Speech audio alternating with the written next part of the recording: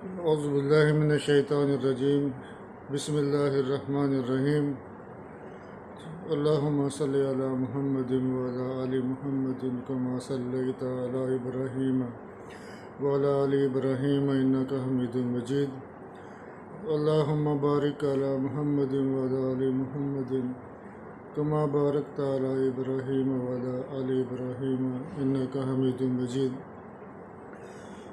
नाज़रीन मोहतरम, Iqbal and eagle flight YouTube channel की तरफ से हाज़िर खिदमत हैं। आज 11 सितंबर सन 2022 इतवार का दिन और हमारे इंतहाई महबूब कायद हज़रत कायद आज़म मोहम्मद अली जिन्ना रहमतुल्लाह अलैह, उनका आज 74वां यौम विसाल है। 74th डेथ एनिवर्सरी है उनकी। जो बानी पाकिस्तान ओरिजिनल कप्तान कायद आज़म मोहम्मद अली जिन्ना, जिनको हम कहते हैं अनटाइमली डेथ, कि शायद अभी उनका वक्त नहीं था, और हमें लगता है वक्त नहीं था, तो ये अल्लाह ताला की तरफ से हमारे लिए बहुत बड़ा अतिया था कि अल्लाह ताला ने उनको इतनी उम्र दी कि वो ख्वाब इकबाल को क़याम पाकिस्तान की शक्ल में ताबीर देख के रुखसत हुए।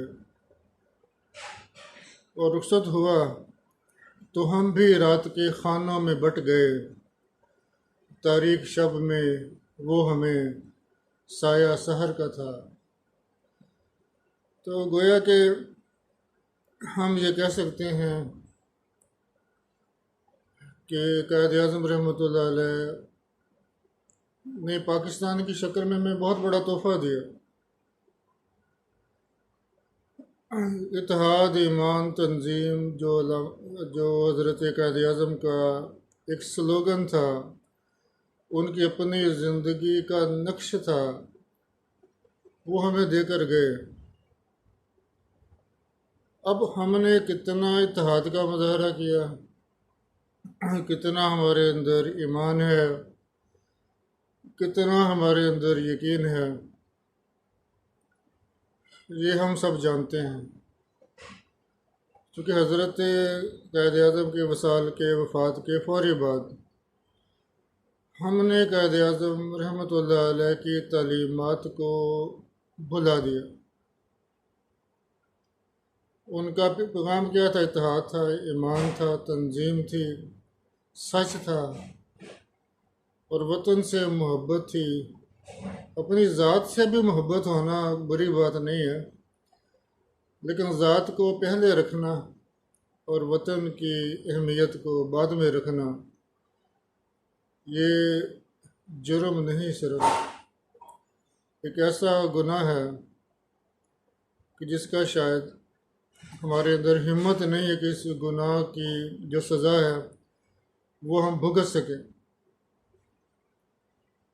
आज बस यही बातें करनी थी कि जिस वतन की खातिर कायद आज़म, जो शुरू में दौलतमंद थे, बहुत बेइंतहा दौलत थी उनके पास, उन्होंने वतन अज़ीज़ के लिए सारा कुछ कुर्बान कर दिया। दौलतें किसके हिस्से में आई, शोहरतें किसने समेटी, पाकिस्तान का नाम। आजकल लोग कहते हैं जी बाबा कायद आज़म चलता है दफ्तरों में, तो क्या हम ये तौहीन कायद आज़म नहीं कर रहे? नोटों को कायद आज़म की इम्पोर्टेंस हमने क्या बनाई है कि उनकी पाकिस्तान की करेंसी नोटों के ऊपर तस्वीर है। यही है जो कायद आज़म जिसको कहते हैं बाबा चलता है। तो क्या हम ये मजाक नहीं कर रहे? तो क्या कोई गैरतमंद वकील बहुत सारे हैं पाकिस्तान में, क्या कोई गैरतमंद ऐसा भी है जो इस इशू को लेकर अदालत में जाए कि ये भी तौहीन कायद आज़म है, ये जुमले बोलने पर पाबंदी लगाई जाए, इसको रिपोर्ट किया जाए? कायद क्या थे, हमने उनको क्या बना दिया? और झूठ से उनको नफरत थी। और हमने झूठ को, जो सियासत हमने की है वो झूठ है, झूठ की बेस के ऊपर है। कोई भी लीडर है, जो भी पार्टियां हैं, अपोजिशन वाली, गवर्नमेंट वाली, सबके चेहरों पर कई नकाब डले हुए हैं। अपना मन, अपना बातन, अपनी असलियत, अपनी खबासतें सभी छुपाए हुए हैं। और सिर्फ पर्दे हैं मुख्तलिफ़ किस्म के। किसी ने सर पे पगड़ी बांधी है, किसी ने पचकन पहनी है, दाढ़ियाँ रखी ना रखी, किरदार के हवाले से हमें कोई फ़र्क नज़र नहीं आता किसी के अंदर। अब मैं आपको छोटी सी मिसाल देता हूँ। हमारे से मुझे किसी से लेना देना नहीं है। नवाज शरीफ हो, शहबाज शरीफ हो, इमरान खान हो, कोई 40% बेहतर होगा, कोई 60% बेहतर होगा, लेकिन हमें वो कायद, वो जो रीजनल कप्तान था हमारा, उसकी रिफ्लेक्शन कैसे नज़र आएगी। अब मैं आपको बताता हूँ। दूसरी जो राउंड टेबल कॉन्फ्रेंस है, ये गालिबन 1932 में, 32 या 31 में, तो कायद आज़म इतने मायूस हुए कि उन्होंने फ़ैसला कर लिया कि मैं इस बड़े सगीर की मुनाफ़क़त भरी सियासत के अंदर हिस्सा नहीं लूँगा। और वो मायूस होकर दोगलापन मुसलमानों का भी, हिंदुओं का भी, वो उन्होंने फ़ैसला किया। लंदन में मकान ख़रीदा हुआ था उन्होंने, and he decided to settle in London and absconding all the politics। इधर से एक अल्लामा इकबाल रहमतुल्लाह अलैह उनको ख़त लिख रहे थे कि जिन्ना साहब वापस आ जाइए, आप वाला काम हम नहीं कर सकते, हमें लीडर चाहिए और आप ही चाहिए। आपके बगैर जो बरसगीर पाको हिंद के मुसलमानों की जो कश्ती है वो साहल के पर नहीं पहुँचेगी। और ये भी रिपोर्ट्स है कि नबी पाक सल्लल्लाहु अलैहि वसल्लम की ज़ियारत नसीब हुई आपको ख्वाब के अंदर, एक आवाज़ की शक्ल में। और आवाज़ ने कहा कि go back to Pakistan, go back to India, and Muslims of India need you. और कहा कि आई विल सपोर्ट यू। यही वो नुक्ता था जो कायद आज़म की यकीन का बायस बना। और वही इसी नुक्ते के बेस के ऊपर हमारा यकीन कामिल है, हमारा पूरा तवक्कुल है कि पाकिस्तान दुनिया की अजीम तरीन कौम बनेगा।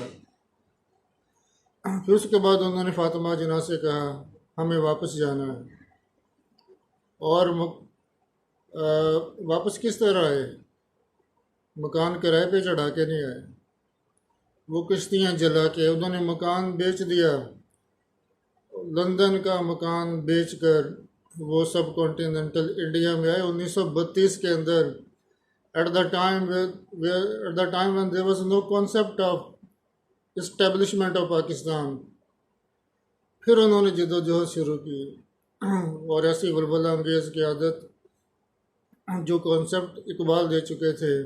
इकबाल सिर्फ शायर और फ़लसफ़ी थे, प्रैक्टिकली कायद आज़म ने उसी पैगाम को, उसी नज़रिए को फ्लोरिश किया।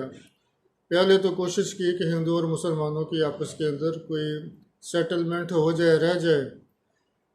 1940 को जब देखा कि इस तरह की जो सेटलमेंट्स, इस तरह की जो इकट्ठे रहने का कोई इम्कान नहीं, तो फिर आपने नाराए मस्ताना बुलंद किया कि बन के रहेगा पाकिस्तान और लेके रहेंगे पाकिस्तान। तो नाज़रीन मोहतरम, ये थोड़ा सा मैंने तज्ज़िया पेश किया कायद आज़म की ज़िंदगी का, कि पैसा जमा करना, मकान बनाना, जायदादें बनाना, सियासत इसके लिए नहीं होती। पिछले दिनों मेरी कॉलेज के अपने कोलीग से बात हो रही थी। मैंने कहा सियासत मुनाफ़क़त है। उन्होंने कहा ऐसी बात ना करें। मैंने कहा मैं अब समझता हूँ, अगर कायद आज़म की सियासत हो, अल्लामा इकबाल की सियासत हो, तो वो तो इबादत है। और अगर मौजूदा दौर के सियासतदानों की जिनका काम है दौलत को जमा करना और बैरून मुल्क जायदादें बनाना है, तो फिर ये मुनाफिकत है। बहरहाल हमें कायद-ए-आज़म रहमतुल्लाह अलैह के उस ख्वाब की रोशनी में हमें यकीन है कि पाकिस्तान कायम रहेगा, और वो लोग जिन्होंने पाकिस्तान के साथ हाथ किया है, उनके पाकिस्तान के नाम से खेला है, लोगों के जज्बात से खेला है, वो इंशाअल्लाह मिटेंगे और पाकिस्तान उनके हाथों में आएगा जो अभी तक सामने नहीं आए। जब सामने आएंगे तो पाकिस्तान का नाम फ्लोरिश होगा, पाकिस्तान का नाम बामे उरूज को पहुँचेगा। तो अपने उस्ताद मोहतरम सादुल्लाह शाह के दो शेरों के साथ मैं आज की ये गुफ्तगू ख़त्म करूँगा। सादुल्लाह शाह साहब ने फरमाया था, सारे रास्ते हमने अपने रहबर ही की मानी, सारे रास्ते हमने अपने रहबर ही की मानी, वरना सीधी राह पर आया जा सकता था।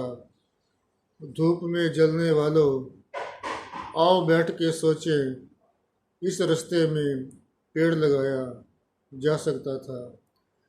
अल्लाह पाक हम सबको हिम्मत और ताकत दे, कायद-ए-आज़म के बिछड़ने का सब्र हमें दे, और कायद-ए-आज़म की रूह को अल्लाह ताला जन्नतुल फिरदौस में आला तरीन मकाम अता फरमाए, और हमें ऐसे काम करने की तौफीक दे कि आलम अरवाह के अंदर बैठे कायद-ए-आज़म रहमतुल्लाह अलैह हमारी बातों से, हमारे कामों से, हमारी हरकतों से खुश हो जाएं, और पाकिस्तान वो पाकिस्तान बन जाए जिसकी खातिर उन्होंने अपनी सारी ज़िंदगी पाकिस्तान को दी, अपना सारा टाइम पाकिस्तान को दिया, अपनी सारी दौलत पाकिस्तान को दी।